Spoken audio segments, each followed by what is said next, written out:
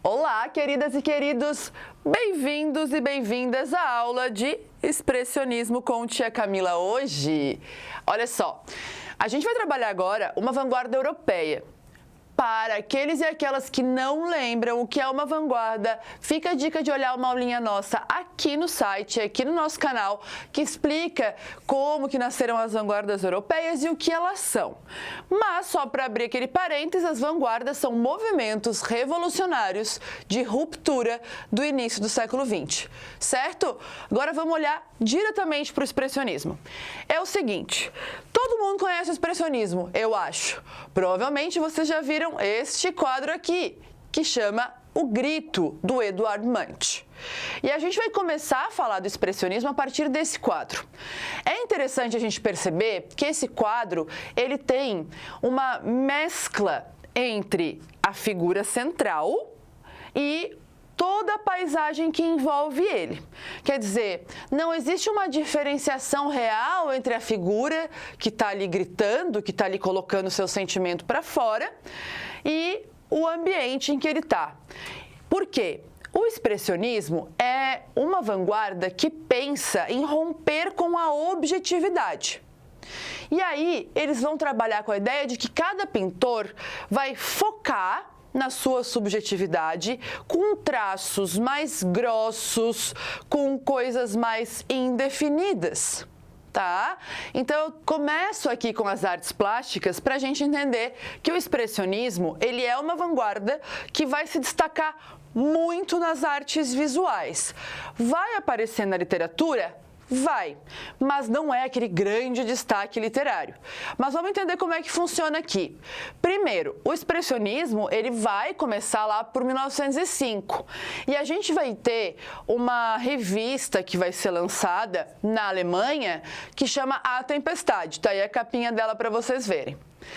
E ela vai lançar esse princípio do ilogismo, porque ele diz o seguinte, ó, agora, né, com essa coisa meio triste, meio pesada relacionada com a Primeira Guerra Mundial, os autores começam a buscar falar sobre os seus sentimentos, suas sensações, sem necessariamente se comprometer com uma lógica de escrita.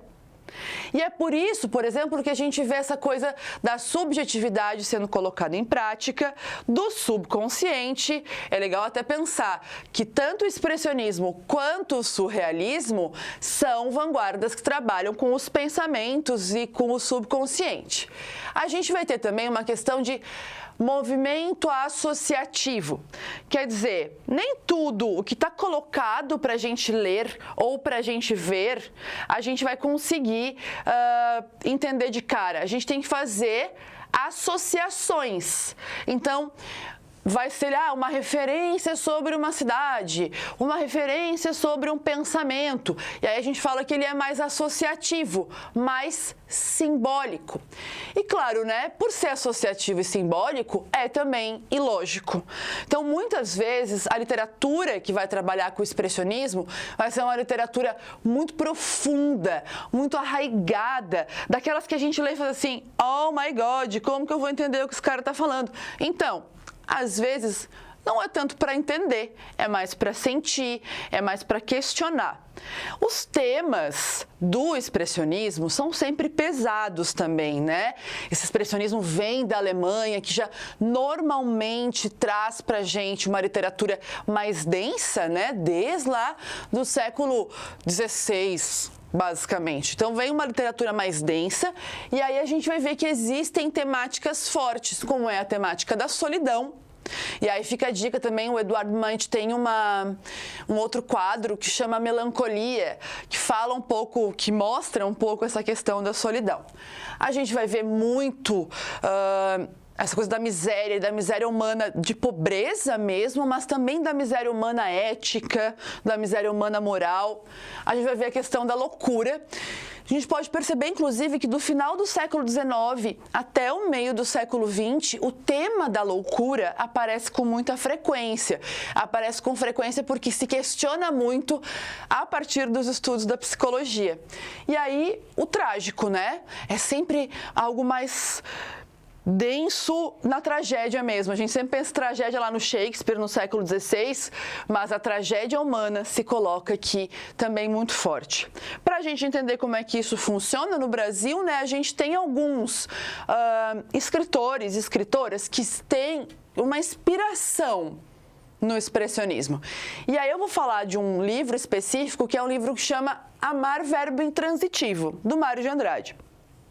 Acho que de todos os romances modernistas, esse aqui é o que mais pega essa questão dessa subjetividade, dessa coisa meio suja, meio não moral, que é na herança do expressionismo. Porque em Amar, Verbo Intransitivo, a gente tem um pai que paga uma prostituta, né, uma mulher que vai trabalhar na casa dele para iniciar o seu filho na vida sexual. Então, isso vai mexer um pouco com essa subjetividade, com a tristeza humana, com a luxúria e com os grandes questionamentos. Certo, gente? Fico por aqui. Até mais. Um beijinho.